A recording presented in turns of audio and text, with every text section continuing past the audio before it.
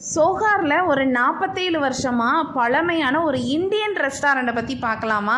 So எங்கே இருக்குன்னா நம்ம சொஹார் சூக்கில் சென்டர் வெஜிடபிள் மார்க்கெட்டுக்கு அப்படியே ரைட் சைடாக இருக்குங்க. இப்போ நம்ம டுவர்ட்ஸ் வெஜிடபிள் மார்க்கெட் பார்க்குறப்ப லெஃப்ட் சைடு.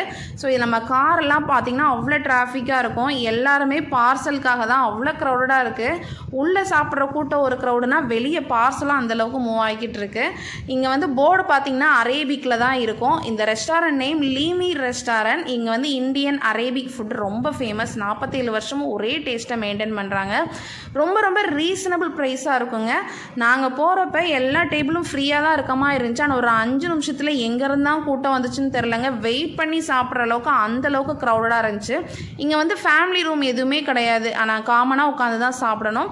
மோஸ்ட்லி ஜென்ஸ் தான் வராங்க. உங்களுக்கு ஃபேமிலியாக சாப்பிட்ற கூச்சமாச்சுன்னா கண்டிப்பாக நீங்கள் பார்சல் வாங்குறது ரொம்ப ரொம்ப பெட்டர்.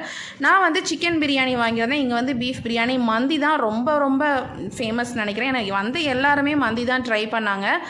நம்ம உட்காந்து சாப்பிட்டோன்னு நினச்சிக்கோங்களேன், ஒரு பிரியாணி ஒரு ஆள் சாப்பிட்ற அளவுக்கு குவான்டிட்டி வைப்பாங்க. இது நீங்கள் பார்சல் வாங்கினீங்கன்னா, ஒரு பிரியாணி வாங்கினீங்கன்னா 2 பேர் தாராளமாக சாப்பிட்லாம்.